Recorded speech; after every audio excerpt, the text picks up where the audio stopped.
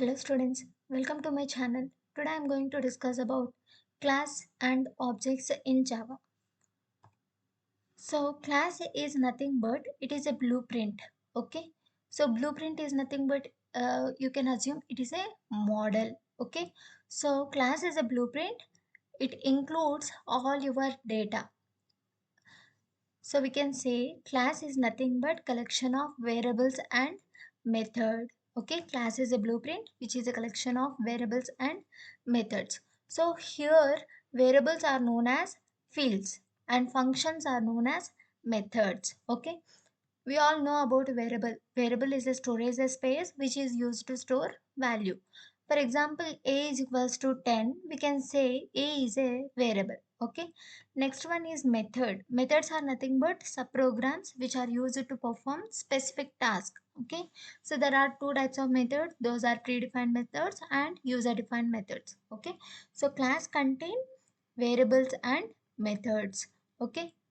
Here, the properties of classes are class is not a real world entity. Okay, it is not a real world entity. It is just a template.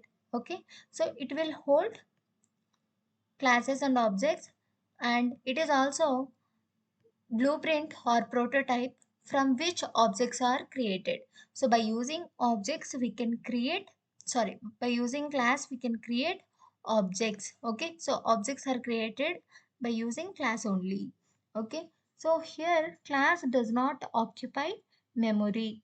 Class is a group of variables of different data types and group of methods. Okay, so it contains variables. That variables may be integer, character, float, string, whatever it may be, and it contains methods, either predefined methods or user defined methods. Okay, so class in Java can contain, okay, so normally classes contain variables and methods. Other than variables and methods, it may contain data members, those are nothing but variables, methods, and constructor, nested class, and interface. So I will discuss all these topics in the later classes. Okay, what is a constructor and what is nested class and what is interface. Okay, so up to now we all know data members, those are variables and methods. Okay, so this is the syntax to declare one class. Class is a keyword, and here you need to mention class name. Okay, so in class name the first letter should be capital letter. Okay, so inside class it contains variables and methods. Okay, this is the syntax. In general, class declaration can contain these components. Okay, so modifiers, the access specifiers. The modifiers are nothing but access specifiers. The class may be public or private or protected or default. Okay, so a class can be public or has, if you didn't mention anything, it is known as default class. Okay, next one, so you can put public class name. So public is optional. That means access specifier is optional. Next one is a class keyword. Okay. So it is a keyword which is used to create one class. Next it contain class name. Okay. So class name should begin with a initial letter, capital by convention. Okay. Next it contain body, class body. In within the class body it contains variables and methods. So the class body is represented by braces, curly braces. Okay, the next one, objects. So we all know how to create classes. This is the syntax. Next one is objects. So by using objects we can create the object, by using classes we can create the objects, right? So objects are nothing but, so Java is a object-oriented programming language.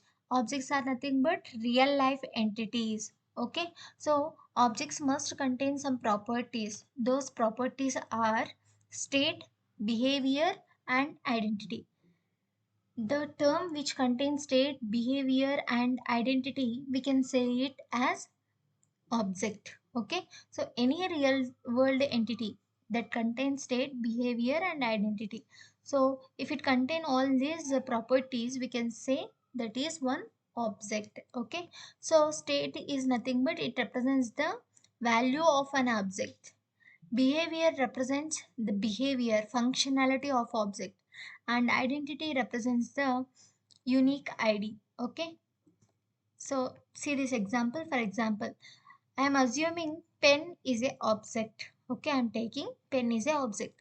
So it's a name, whatever the pen name, that company name. Okay, Reynolds. So Reynolds is nothing but it's a name.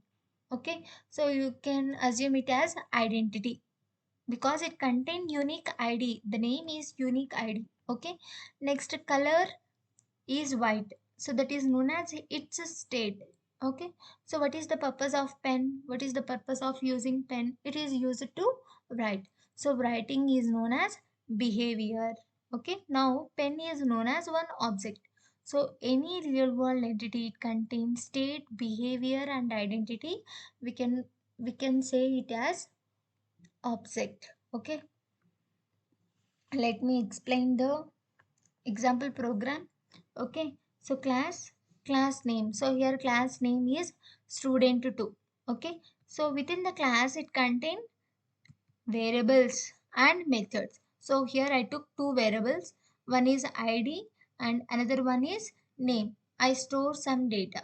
Okay, next, this is the main method. So program execution starts from main method. Okay, creating an object or instance. So now if you want to access ID, name, compulsory you need to create one object. Okay, so here I am creating object. So how to create object?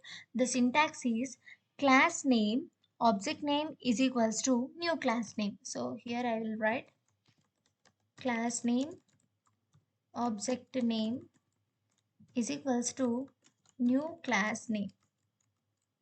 Okay, class name object name is equals to new class name. So here class name, I want to create object for this class. So what is the class name? Student 2.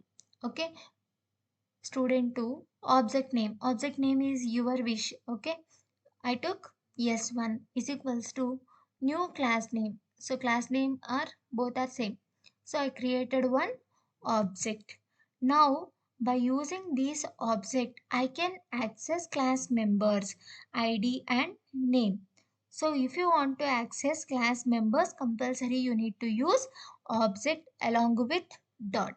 Okay, system.out.println s1.id and next system.out.println s1.name. Now it will print 101 and name. Okay, so let me execute this program.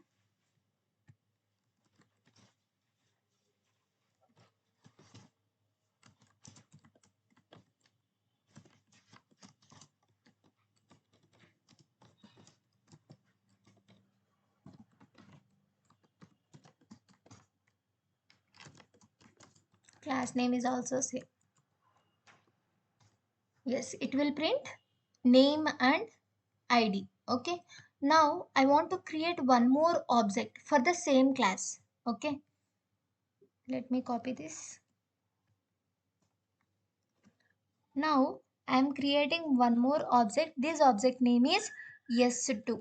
Okay, now s2.id, s2.name.